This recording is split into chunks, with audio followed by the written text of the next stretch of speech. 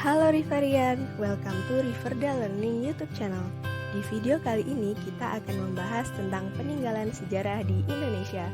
Oh iya, ini adalah video pertama kita yang akan membahas tentang materi sejarah. Bagaimana?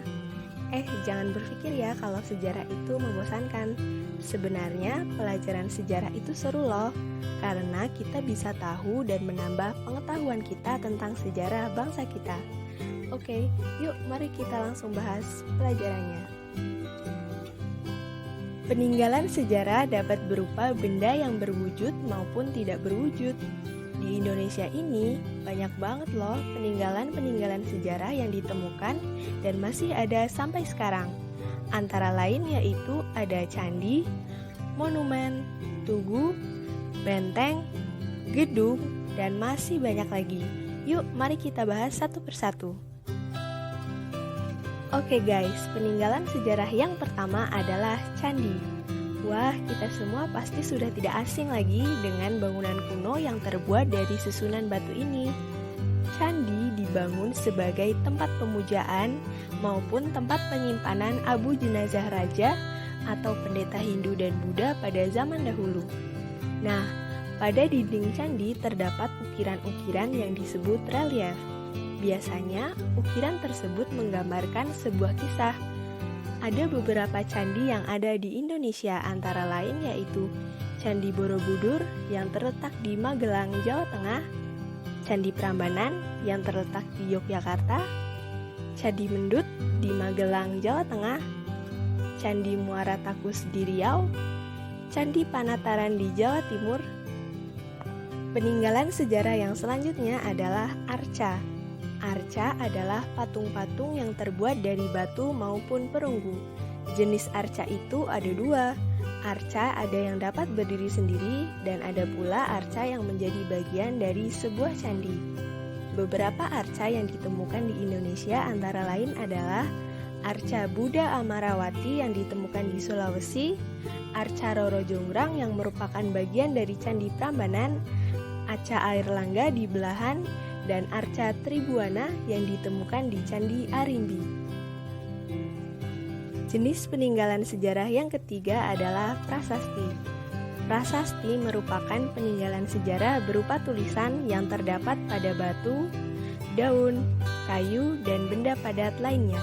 Beberapa prasasti yang terdapat di Indonesia yaitu Prasasti Kebon Kopi, Prasasti Pasir Awi, dan Prasasti Muara Cianten dari Kerajaan Tarumanegara yang ditulis menggunakan bahasa Sanskerta.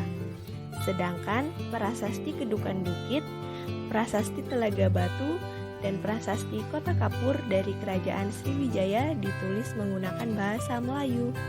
Dan yang terakhir, Prasasti Mula Warman ditulis menggunakan huruf Pallawa. Selanjutnya, peninggalan sejarah yang keempat ada benteng.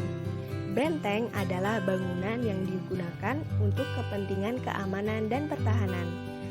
Ada dua jenis benteng. Yang pertama adalah benteng yang dibangun oleh para penjajah, dan yang kedua adalah benteng yang dibangun oleh masyarakat Indonesia sendiri. Beberapa contohnya yaitu Benteng Otanah di Sulawesi yang digunakan untuk melindungi raja, Benteng Fort de Kock di Sumatera Barat yang dibangun oleh Belanda, Benteng Pendem yang berada di Jawa Tengah, Benteng Marlborough di Bengkulu, dan Benteng Jagaraga di Bali. Dan peninggalan sejarah yang terakhir yang akan kita bahas di video kali ini adalah gedung atau tempat yang digunakan untuk menyimpan banyak benda-benda bersejarah lainnya, yaitu museum.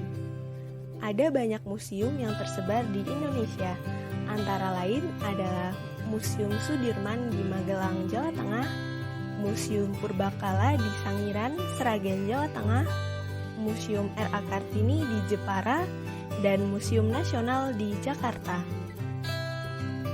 Itu dia beberapa peninggalan sejarah yang ada di Indonesia. Teman-teman bisa mengunjungi tempat-tempat atau daerah di Indonesia yang terdapat peninggalan sejarahnya.